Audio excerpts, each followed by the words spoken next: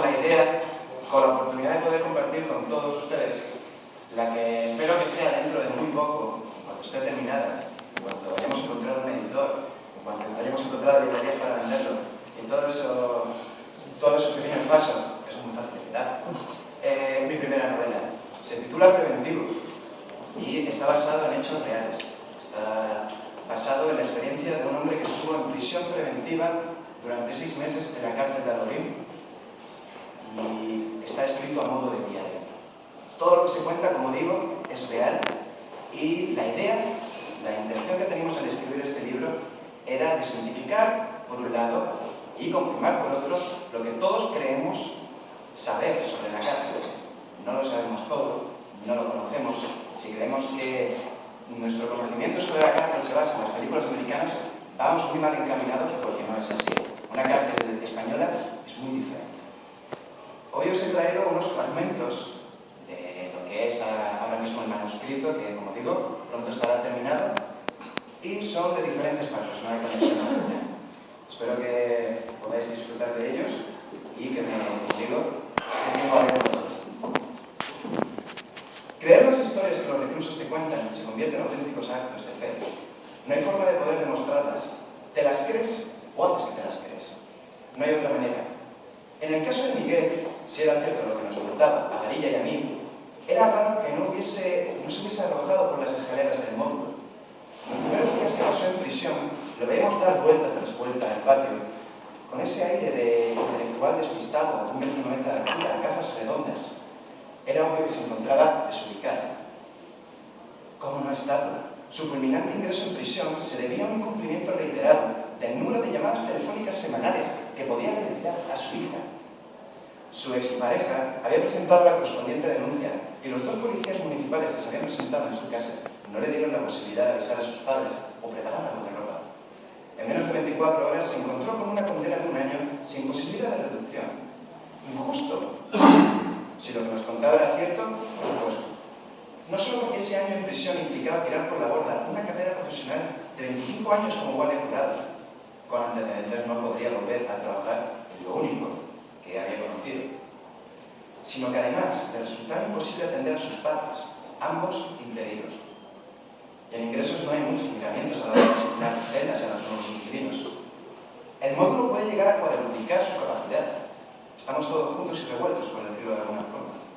De ese modo, Miguel se encontró conviviendo en una celda que en un principio estaba destinada para albergar a un solo recluso, con 2 sujetos que rozaban la paranoia y cuyos principales temas de conversación eran sus golpes pasados, los futuros, o los polvos que tenían en mente en los vis-a-vis. Uno de ellos era el conejo. El conejo y su familia se dedicaban al noble arte de secuestrar a pequeños capos, traficantes, camellos, con la intención de robarles su dinero y o mercancía.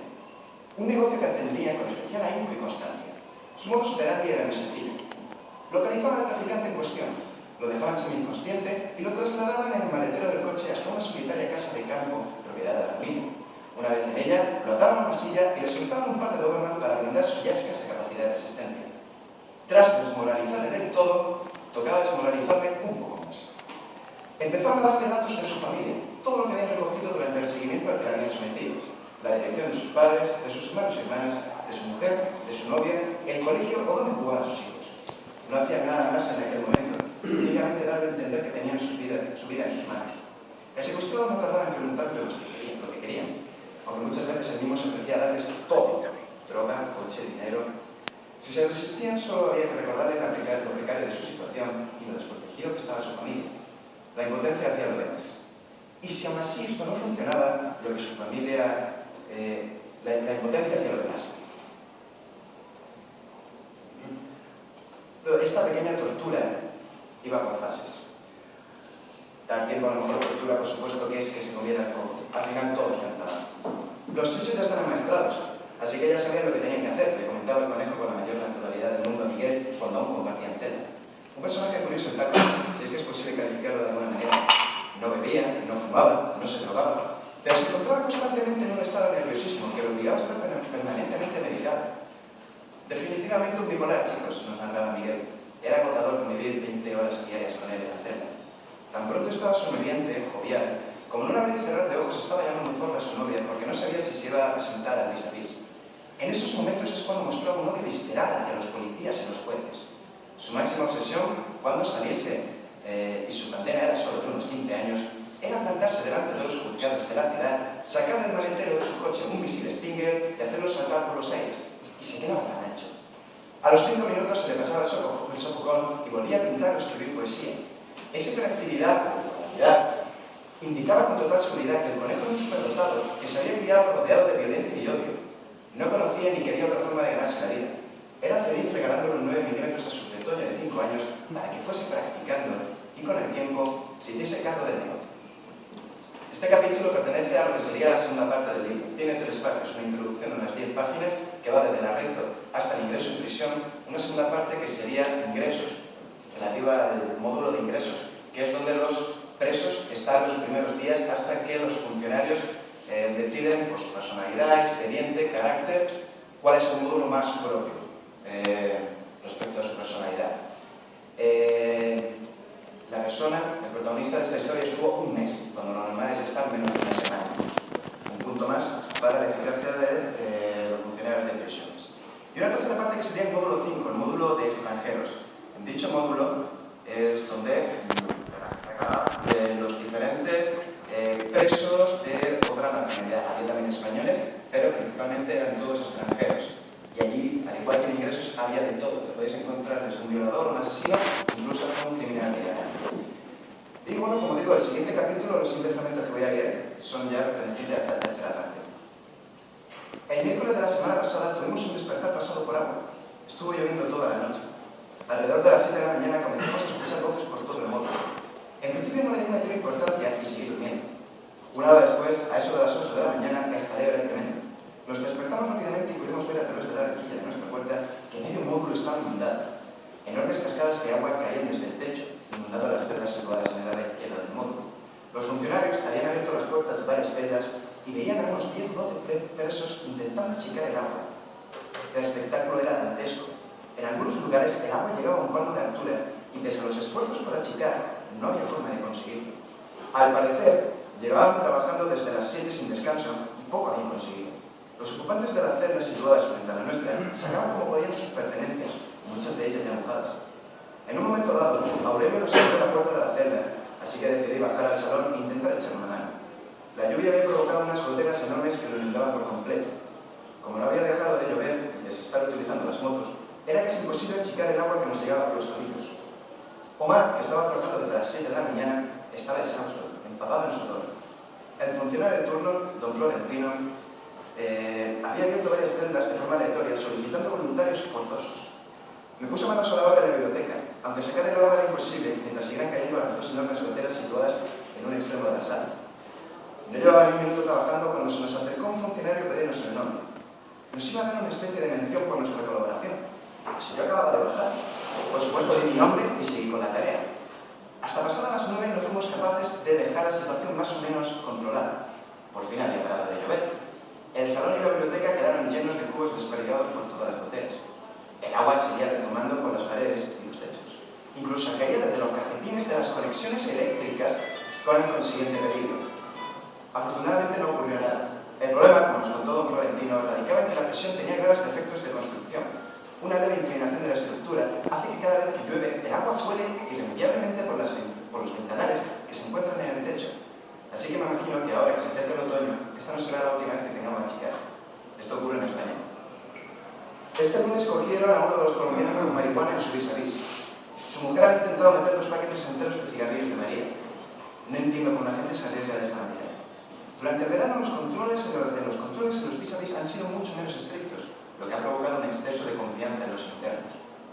El drama no es que a Rafael, si se llamaba el colombiano, lo trasladasen de módulo o le caiga su correspondiente parte. Incluso fue a enfermería que le hicieran una radiografía. Lo grave es que a su mujer la tuvieron retenida todo el día en la prisión hasta que llegó la Policía Nacional para trasladarla a los juzgados. No sería la primera vez que familiares o amigos de un preso terminaran compartiendo prisión o incluso celda. Todo el mundo comentaba esa tarde que los que realmente se exponen a estas situaciones son los familiares. A muchos les puede más la adicción a una determinada droga o a la perspectiva del beneficio económico que puede sacar en el módulo a la droga introducida. Daniel me comentó que se lo encontró en el rastrillo saliendo de vis-a-vis y que iba descompuesto. No es para menos, pero al fin y al cabo, el solito se lo buscó. ¿Cómo sabía yo que el predicador era un perfecto hipócrita? Es realmente complicado que los drogadictos cambien de la noche a la mañana. Tras varios fallidos intentos de suicidio, uno de ellos bebiéndose una botella de lejía, empezó a decir que Dios le había hablado y que instaba a cambiar de vida. Desde ese momento se dedicó a leer continuamente la Biblia, cortarse los brazos cada vez que tenía un pensamiento que él consideraba impuro o pecado, e intentar convertir a todo aquel que llegaba en él. Su frase favorita era: no blasfeméis, todos somos hermanos. Pero yo sabía que todo era pura fachada. Ayer, sin ir más lejos, quiso llevarse a Jacobo a los Tigres para pegarse. Los Tigres son los baños. Como el otro se negó, le metió un guantazo a mitad del salón. Ahí está el creyente al que Dios le cambió la vida. Imagino que habrá estado toda la noche haciéndose cortes en los brazos por lo que hizo. Y bueno, con esto ya termino. Sobre otro personaje de prisión. El amigo Colón es todo un personaje. Tendrá unos 50 años, no mide más de 1,60 m y docenas de tatuajes recorren su maltratado cuerpo. En los pocos momentos medianamente lúcidos que tiene a lo largo del día, no para de contar que de joven quiso ingresar en la legión, pero que le rechazaron porque le faltaba 1 centímetro para la altura mínima. Pero él sigue llevando a la legión española en el corazón y de vez en cuando dedica el módulo entonando el himno de la legión y el novio de la muerte. Es alcohólico sin remedio. Hasta hace unos días, los funcionarios le daban cuartelillo y todas las noches se subía a la celda media botella de vino tinto peleón. Hasta el lunes pasado. Al parecer se le fue la mano con el vino y empezó a correr la puerta de su celda pidiendo a gritos un mechero con el que poder fumar. Aquella noche estaba don Florentino. A los funcionarios siempre se les trata de todo. Estaba don Florentino haciendo el turno de noche. En honor a la verdad, demostró una gran paciencia ante los reiterados insultos que, cuando subió a las celdas para que pasaba, profería a Colón. Recibió amenazas de todo tipo. Como no podía ser de otro modo, se terminó hartando, viendo que Colón no cejaba en sus insultos, tomó la decisión de llamar al servicio de seguridad. Al cabo de 2 minutos sonó el timbre del módulo. Un silencio sepulcral se hizo dueño de la noche.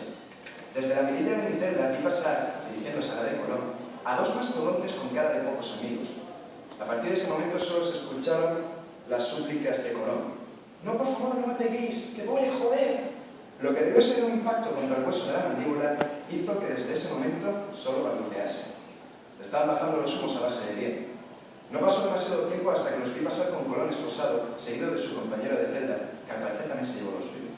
Su compañero, al que hacía poco habían trasladado desde menores, volvió al día siguiente después del desayuno, pero a Colón se lo llevaron a aislamiento. Al parecer, al cabo de 3 días se la del desayuno, completamente demacrado y con unos temblores que le recorrían todo el cuerpo, fruto del síndrome de abstinencia.